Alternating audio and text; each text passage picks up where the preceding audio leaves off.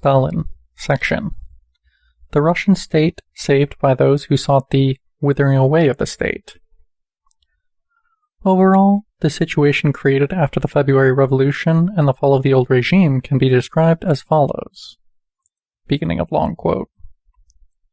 In short, Russia was enduring a process of balkanization. If 1917 proved anything, it was that Russian society wasn't strong enough, nor was it sufficiently united, to sustain a democratic revolution. Without the state, there's nothing to hold Russia together.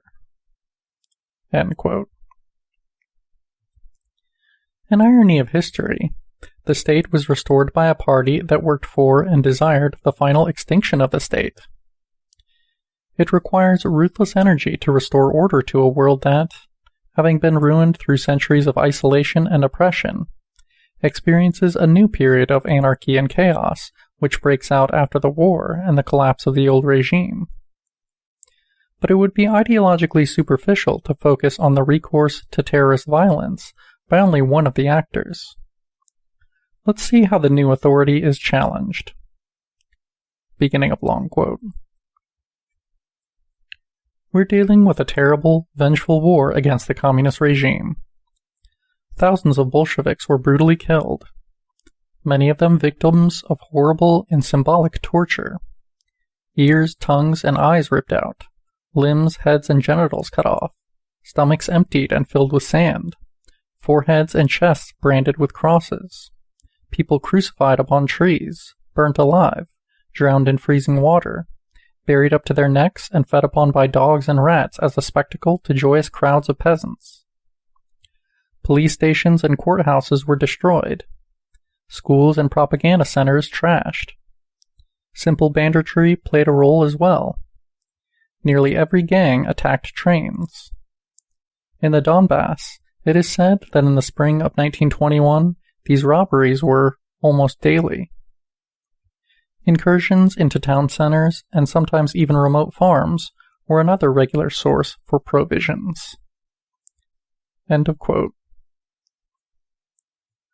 What caused this brutal violence? The policies carried out by the Bolsheviks? Only in part. In 1921 and 22, a terrible famine ravaged the countryside, quote, directly caused by a year of drought and freezing temperatures. Yet the peasant revolt was also a protest against, quote, a state that took their sons and horses to the army, that prolonged the devastation caused by the Civil War, that forcibly conscripted peasants into work crews, that looted their food supplies. End quote. This was also a protest against the catastrophe that began in 1914.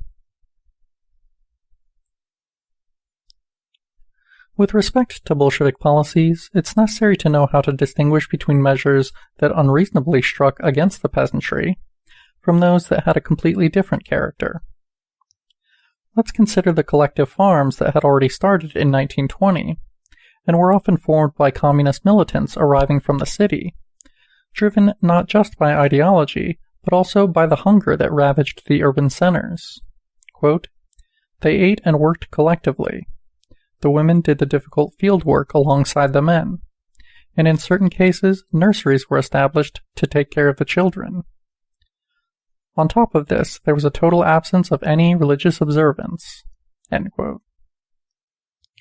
In this case as well, the hostility of the peasantry was insurmountable, given, quote, that they were convinced that they, the communists, sought to collectivize not only the land and the tools, but also the women and daughters, and for all of them to sleep together under one big roof. End quote. Still, more bitter was the experience of the populists, who, at the turn of the century, were determined to go to the people and help them create cooperatives, but were quickly forced to abandon their idealistic image of the Russian peasantry. Here we see Mikhail Roma's experience. Beginning of long quote. From the start, the peasants were suspicious of the cooperative, not being able to understand how the prices of the new company would be lower than other sellers. The more successful farmers connected to the merchants in the region started to harass Romas and his people with a series of acts meant to intimidate them. putting gunpowder in the firewood used for the fireplace, threatening poor farmers who showed some interest in the cooperative, until going as far as brutally killing a poor peasant from the cooperative, horrendously dismembering his body and then scattering it along the riverbank.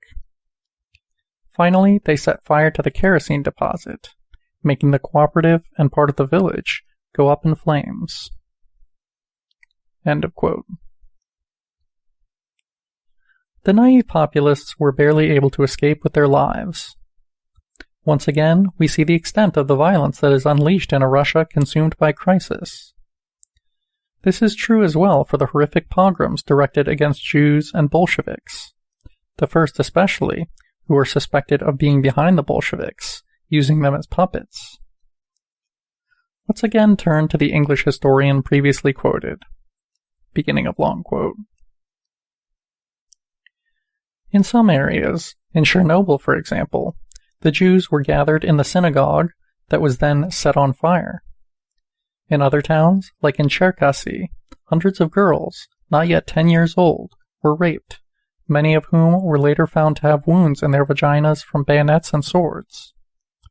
The Cossacks from Terek tortured and mutilated hundreds of Jews, mostly women and children.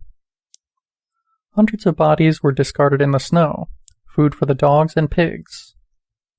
In this grim atmosphere, Cossack officers had a party at the post office, with dancing, evening wear, an orchestra, with the local magistrate in attendance, and a group of prostitutes brought in from Kherson. And while the soldiers continued to massacre Jews for pure entertainment, officers and women spent the night drinking champagne and dancing. End quote. Regarding this, quote, the final report of an inquiry done in 1920 by the Jewish Agency in Soviet Russia speaks of over 150,000 documented deaths and nearly 300,000 presumed victims, including the dead and injured. End quote. End of section.